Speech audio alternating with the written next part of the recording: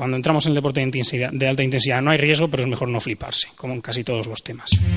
Bienvenidos al podcast de la Fundación Caja Rural de León, Orense, Valladolid, Zamora. Soy Tomás Aguiar.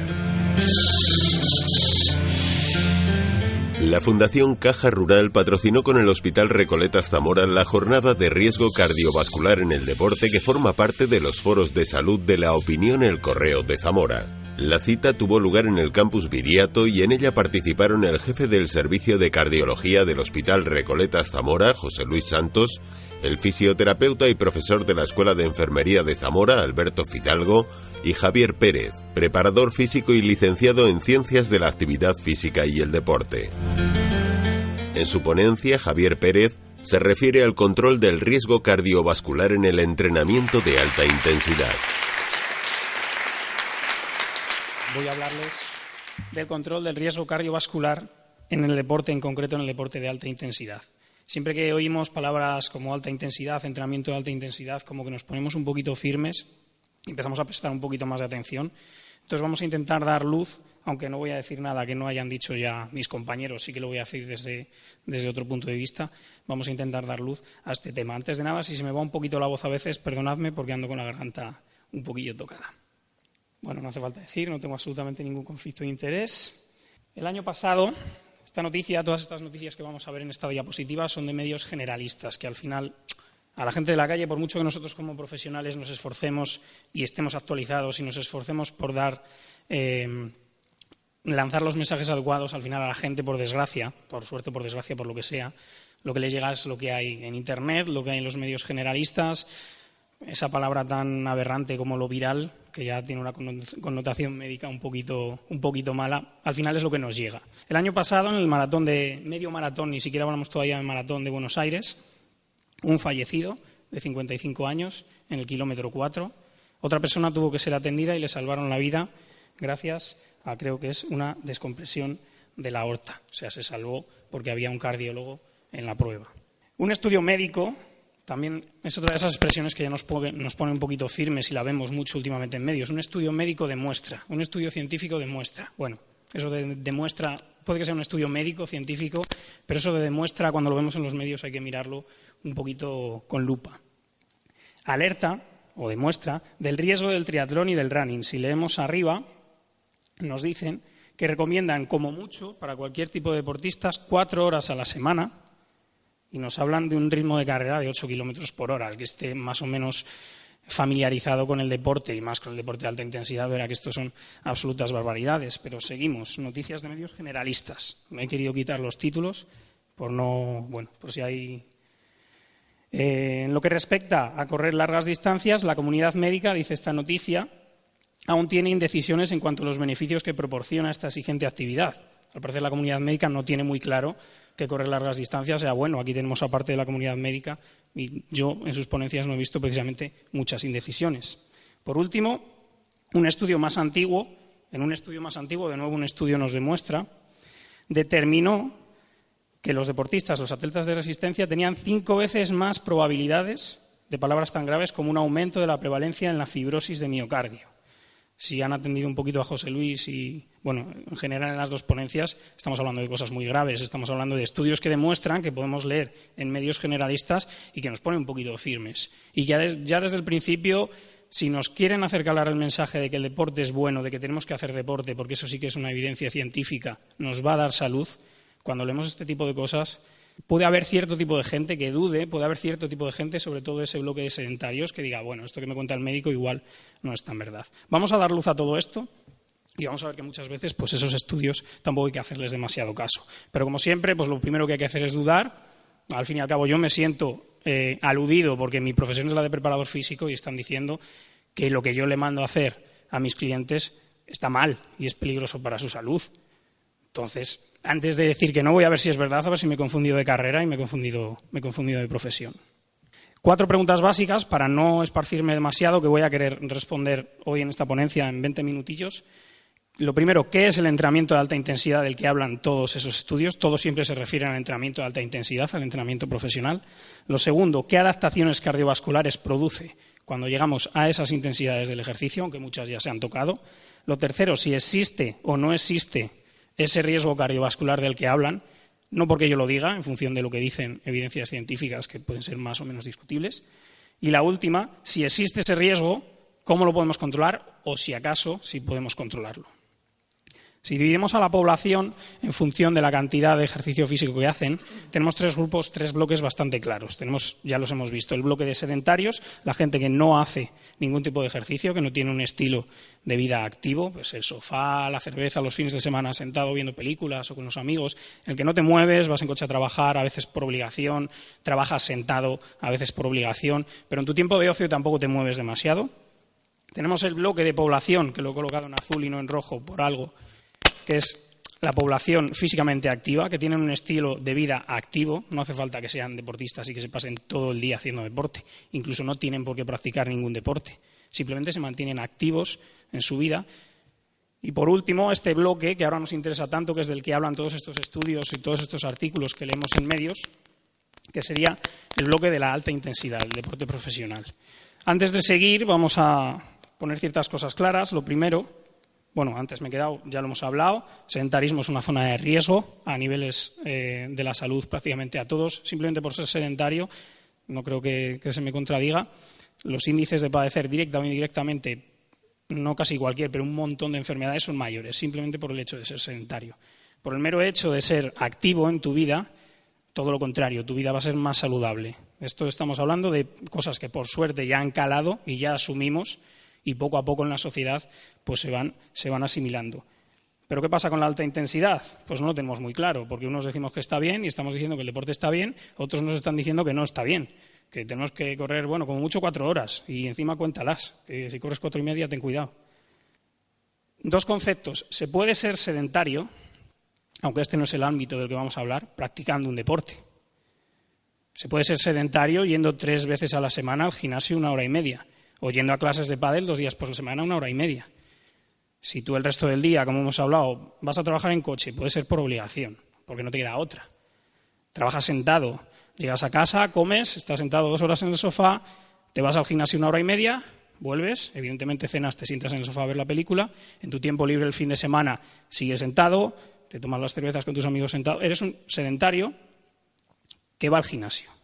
Lo contrario sedentario es ser activo, tener un estilo de vida activo. Entonces, hay que entender, por supuesto, que es un primer paso, que es un paso importante, que es un gran logro para muchas personas y que ya tiene beneficios, ese comienzo, ese primer paso, pero que no es el camino entero. Yo hago deporte, ya no me puede pasar nada, ya no voy a tener arritmias. No es el mensaje. Es un primer paso, que es un paso importante, igual que no hace falta pasarse el día haciendo deporte, solo es un primer paso. Lo contrario sedentario no es estar apuntado al gimnasio, es ser físicamente activo en tu vida. Y lo segundo, dentro de ese bloque de alta intensidad no estamos hablando solo de deportistas profesionales. Es una figura que cada vez crece más, la figura del deportista amateur de alta intensidad. Una persona que tiene su trabajo, puede ser médico, abogado, trabajar en la obra, que en su tiempo libre se dedica a preparar una prueba deportiva o un deporte en concreto a intensidades muy parecidas, a veces iguales, y compitiendo cara a cara con ellos que los deportistas de alta intensidad. Este es el bloque que principalmente nos ocupa porque al final deportistas profesionales vamos a topar con muy pocos en nuestra vida profesional como preparadores físicos y en general en este tipo de charlas. Pero deportistas amateur que entrenen o que quieran entrenar a alta intensidad, que es a los que más puede influenciar este tipo de información, sí que vamos a topar con bastantes. Entonces, es lo principal que nos ocupa. Pero que no se preocupen para nada los sedentarios de esos riesgos de la alta intensidad, porque la alta intensidad de la que hablan los estudios es algo muchísimo más alto de lo que tú te piensas. O sea, eso lo vamos a ver ahora. Por eso los sedentarios no tienen que tener absolutamente ningún problema. Todos estos mensajes que nos mandan a veces los medios, que siempre hablan de la alta intensidad, esa alta intensidad es algo mucho más alto de ese sofocón que te pegas corriendo cuesta arriba de vez en cuando. Es algo que va mucho más allá. Entonces, ya de principio, no nos preocupemos. Intensidades del ejercicio, esto es algo que, como cardiólogo, como rehabilitador, mis compañeros, como preparadores físicos, si alguien tiene nociones de entrenamiento, controla bastante. No me voy a parar mucho porque sí que son conceptos un poquito de fisiología, pero para definir bien lo que es la alta intensidad, nosotros básicamente, cuando hablamos de adaptaciones cardiovasculares, de los cambios que el entrenamiento va a producir en tu corazón, evidentemente si estamos diciendo que el ejercicio es malo para el corazón es porque algo le pasa al corazón cuando hacemos ejercicio que antes no le pasaba, algún cambio hay ahí. Entonces, hasta que no lleguemos a ese umbral que produce cambios en el corazón, no tenemos nada que preocuparnos, porque sí, el ejercicio, como hemos visto antes, produce cambios físicos y fisiológicos en el corazón. Hace que crezca, muchas más cosas que ya hemos visto y que veremos luego. Pero de principio, hasta que no lleguemos a ese umbral, nuestro corazón va a seguir igual. Cuando llegamos a ese umbral, esa zona que tenemos ahí como R2, R3, un poco verdosa amarillenta, es cuando empezamos a hablar de cambios cardiovasculares. Nuestro corazón va a crecer, va a, en definitiva, a desarrollar cierto tipo de adaptaciones. ¿Qué es ese umbral anaeróbico? Bueno, los que entrenan saben que hay una relación directa entre la intensidad del ejercicio que haces y las pulsaciones que marca tu pulsómetro o lo rápido que va tu corazón. Es una relación directa. Si yo corro más rápido, mi corazón va más rápido. Si yo pedaleo más rápido, mi corazón va más rápido. Entonces, lo primero son unas pulsaciones altas, pero no todos controlamos las pulsaciones. ¿Qué es un umbral anaeróbico? Pues cuando tú juegas un partido con tus amigos y te empiezas a sofocar, te estás pegando un sprint y ya el cuerpo te dice, para, que esto ya no es divertido, que esto empieza a molestar y para mantener la intensidad tú te paras. Eso estás empezando a entrar en esa zona. Pero no basta con entrar en esa zona para entrenar a alta intensidad. Aquí tenemos una gráfica de un deportista que, por ejemplo, en ese caso azul, vemos que llega a esa zona verdosa, amarilla, en 4 ocasiones sucesivas.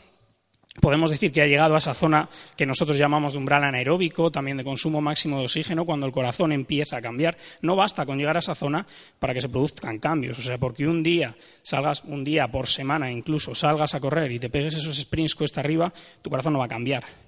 Puedes esforzar más o menos, tu corazón desde luego no va a cambiar. Hay que llegar a esa zona, hay que llegar durante mucho tiempo y de manera repetida a lo largo de la temporada. Claro, si te estoy diciendo que esa zona en la que a ti, cuando corres cuesta arriba, el ejercicio deja de ser divertido y el cuerpo ya te dice, para, que esto duele.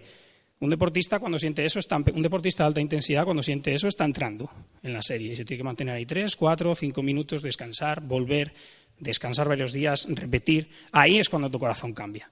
Con esto ya hemos definido que la alta intensidad no es lo que normalmente nos pensamos que es, no es salir y pegarme un sofocón. Es entrenar de manera seria, de manera repetida, ahí es cuando tu corazón va a cambiar. Puede que sufra cambios haciendo otro tipo de entrenamiento más o menos, desde luego no similares, pero no tan importantes, como los que se producen en esta zona, que son las adaptaciones cardiovasculares. En esa zona, esas adaptaciones cardiovasculares, que ya se han tratado antes, desde luego son todas buenas. Por lo menos desde el inicio, o a lo que nosotros nos cuentan como profesionales, a lo que nosotros nos dicen los estudios fisiológicos. Se ha hablado antes de la bradicardia, que es la más mediática, todos nos acordamos de las pulsaciones en reposo de Miguel Indurain, que no sé si estaban por 35 pulsaciones por minuto. Tu corazón al final se vuelve más eficiente porque, primero, se hace más grande, acumula más sangre, esa hipertrofia del ventrículo izquierdo. Lo segundo, es capaz de mover más volumen de sangre por latido, se vuelve más eficiente aparte de más grande.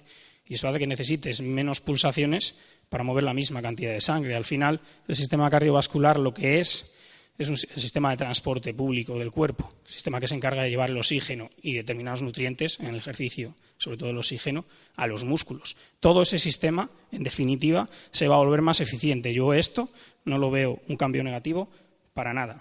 También se dan adaptaciones a nivel vascular, no solo cardíaco. Todos tenemos la imagen en la cabeza del sistema vascular, que empezaba en las arterias y en las venas, como más o menos el tronco del árbol, se iba haciendo pequeñito hasta que llegaba a los capilares. Pues esos capilares, por diferentes motivos, van a crecer, van a llegar a zonas más profundas del músculo, vas a ser capaz de llevar más sangre al músculo, y es uno de los cambios que, por ejemplo, no necesita alta intensidad, y es uno de los cambios que va a hacer que cuando tú empiezas a hacer ejercicio, de repente subes las escaleras de casa y ya no te sofocas. Ya no necesitas respirar más rápido porque con el oxígeno que tienes te vale. Yo, de nuevo, lo veo un cambio positivo. ¿Pero qué pasa con todo exceso? Pues que siempre conlleva un peligro. Todos estos estudios siempre nos hablan de esto. Esta diapositiva, que no es mía, en todas las diapositivas que estoy poniendo tienen la referencia, nos habla en definitiva del estrés oxidativo. Yo hago un exceso de ejercicio de alta intensidad, voy a tener un exceso de estrés oxidativo, que mi cuerpo hasta cierto punto es capaz de controlar. Estudios hablan de 1 hora y media, 1 hora, 2 horas, hasta cierto punto es capaz de controlar sin ayuda, y con ayuda, estamos hablando de nutrición y de descanso, es capaz de controlar todavía más allá. Entonces es un estrés oxidativo, que aquí hay palabras muy que asustan un poquito: catecolaminas, aumento de las catecolaminas, estimulación simpática, en general estrés emocional de la competición. la competición va a hacer que tu estrés, que al final todo se reduce al estrés, tu estrés emocional suba, sumado a ese estrés oxidativo que estamos hablando. Y en el caso de los amateurs, tienen su trabajo, porque terminan de entrenar, de pegarse la paliza de las series, y no se van a casa a descansar, que por lo general si eres profesional lo tienes bastante controlado, se van a currar, o se van a casa a cuidar de su familia.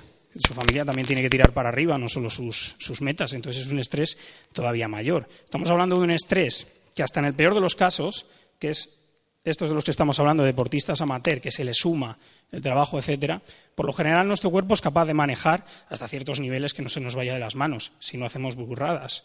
Pero luego nos fijamos en las estadísticas que dan estos estudios. Antes ha dado José Luis estadísticas parecidas y nos hablan de que en deportistas de alta intensidad 2,3 de cada 100.000 mueren de muerte súbita. En los que no son deportistas de alta intensidad, solo 0,7. Hay estadísticas, hay 1.000 estadísticas, estas son unas, todas van en general a que en deportistas de alta intensidad casi se dobla el número de muertes súbitas.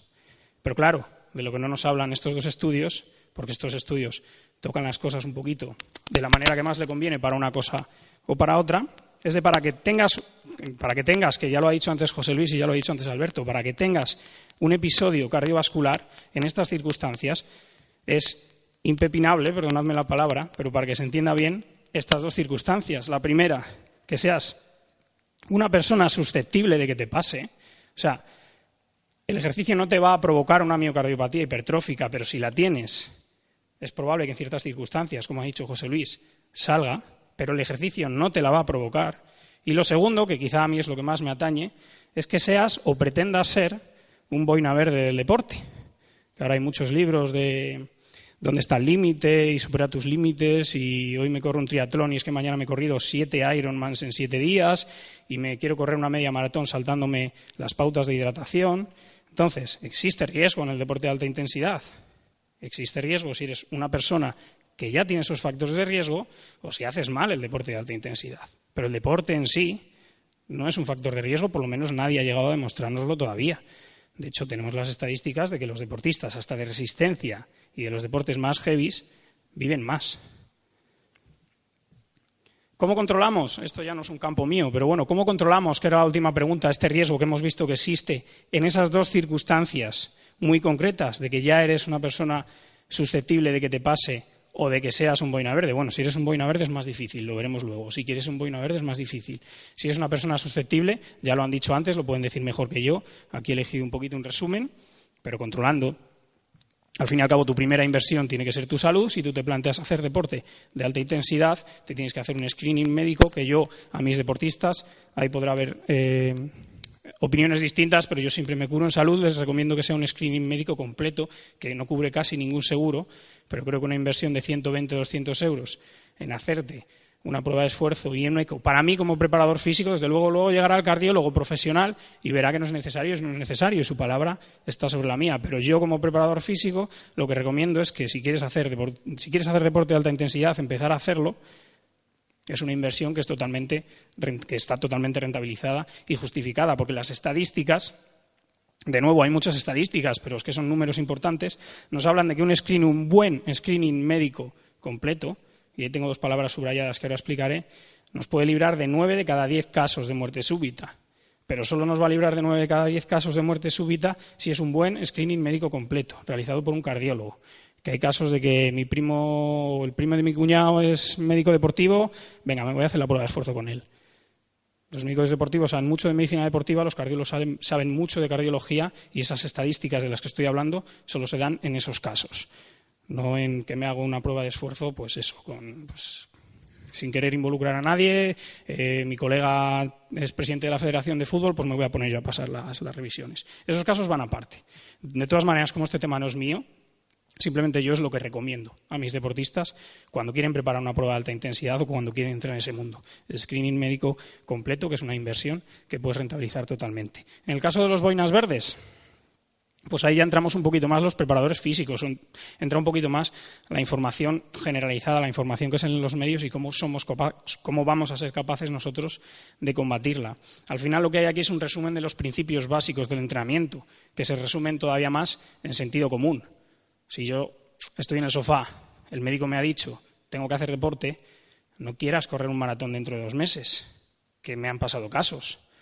Si tú acabas de hacer un triatlón sprint, que es algo para lo que no hace falta estar a alta intensidad, y quieres correr un Ironman, no lo quieras correr pasado mañana. Si tú haces un maratón y te ha gustado, te lo has preparado bien y has tenido buenas sensaciones, te ha gustado, te quieres quedar en ese deporte, no necesitas correr 25 maratones al año. Ahora mismo, todas las pruebas deportivas, casi todas las pruebas deportivas con la inscripción te dan unas pautas de hidratación, unas pautas de seguridad por todos estos temas para aclararlo. Sigue las pautas de hidratación. Si estás en Valencia a 40 grados corriendo la maratón, vas a tener que beber agua, pero no hace falta ser doctorado en nutrición para saberlo. Creo que son cosas que son bastante básicas, que son una información que todos tenemos, que muchas veces pasamos por alto y que desde nuestro punto de vista es la más importante, porque como hemos visto antes, controlar que tú tengas o no tengas una miocardiopatía hipertrófica, por nombrar una, no está en tus manos, por lo general. Controlar esto sí. Entonces, el único riesgo que yo veo en el deporte de alta intensidad incluso, es no controlar este tipo de cosas. Desde el punto de vista de los entrenadores, antes hablábamos nosotros en una charla que teníamos antes, de que el deporte realmente, y a estos niveles también, está en manos de cualquiera. Tú vas a la tienda de nutrición que tiene el monitor de tu gimnasio, y también lo he visto, que no tiene ninguna titulación porque tiene una tienda que vende sus proteínas y sus cosas, y te pone un plan de entrenamiento para preparar tu primer triatlón. Entonces, son cosas básicas, son cosas que todos controlamos y son cosas que muchas veces pasamos por alto y son las más importantes. Ayudas ergogénicas, porque todos los ciclistas o todos los que se aficionan al cicloturismo tienen que tomar cafeína. La cafeína hace 10 años o 12 años, no lo recuerdo exactamente, estaba en la lista de sustancias prohibidas, salió de la lista de sustancias prohibidas y ahora al parecer, claro, si estaba en esa lista es porque mejora el rendimiento. Si ha salido de esa lista es porque no es peligrosa. Todos a tomar cafeína. Y antes de correr la carrera de cross country de mi pueblo me tomo un café, cuando me voy a hacer el calentamiento, cuando termino el calentamiento me tomo un Red Bull y como lo ha dicho no sé qué ciclista en YouTube, me guardo una botella de Coca-Cola para la última vuelta. Y acabas puesto de cafeína hasta arriba y luego, oye Javi, que el pulsómetro me ha dado 135% de frecuencia cardíaca máxima, en porcentaje, 135%. ¿Qué has hecho? No, nada, no sé, bueno, voy a ir a que me lo mire el médico. Lo he dicho antes, cosas básicas, cosas que podemos controlar de manera muy fácil y básicamente pues con estos temas, cuando entramos en el deporte de alta intensidad no hay riesgo, pero es mejor no fliparse, como en casi todos los temas. Total, que como conclusiones, 4 conclusiones cortitas, que ya las hemos dejado claras. Es totalmente falso que el deporte de alta intensidad sea por sí mismo un factor de riesgo cardiovascular. Totalmente falso. Que cualquier tipo de deporte, incluso el más intenso, sea por sí mismo un factor de riesgo cardiovascular si lo haces bien. La segunda, si ya estás dentro de un grupo de riesgo, es posible que el deporte de alta intensidad vaya a provocar un pequeño pero notable aumento de que sufras un episodio. Si ya estás dentro de un factor de riesgo, sigues estando dentro. El deporte puede que te saque en algunos casos, en otros casos puede que te quedes y aumente un poquito más. Pero si ya estás dentro de ese factor de riesgo, por lo tanto lo que te importa es saber si estás en ese factor de riesgo. La tercera, que si decides enfocar tu vida deportiva hacia el deporte de alta intensidad, tu primera inversión debe ser siempre tu salud. Y en esos casos la recomendación, por supuesto, debe ser rodearte de profesionales del entrenamiento. En estos casos el trabajo multidisciplinar, incluso en algunos casos un nutricionista es recomendable, no tienen por qué ser todos. Pero desde luego, tu primera inversión, antes de pensar en bici, en una dieta, en no sé qué, tiene que ser tu salud. Tienes que ver si estás bien para realizar ese tipo de deporte, irla controlando periódicamente, porque una bici, ahora mismo de triatlón, ¿quién no tiene una bici de 3.000 euros prácticamente que hace triatlón? Y una prueba de esfuerzo son 200 euros, que es lo que pagas al año al gimnasio, por ejemplo, y los beneficios que te va a dar el gimnasio como triatleta no están ni siquiera cerca de lo que te puede dar esto. Y la última, que seas o no seas deportista de alta intensidad, pues con estas cosas mejor no te flipes, vete poco a poco y si quieres llegar algún día en tu vida, pues llegar a correr un Ironman, que es posible, como vemos tantas historias de superación para casi cualquier persona, pues mejor vete poco a poco, como todo en la vida, y no intentes de hoy para mañana doctorarte en medicina, como tampoco vas a intentar de hoy para mañana correrte el Ironman de Lanzarote. Así que nada más, gracias por su atención, espero haber sido claro.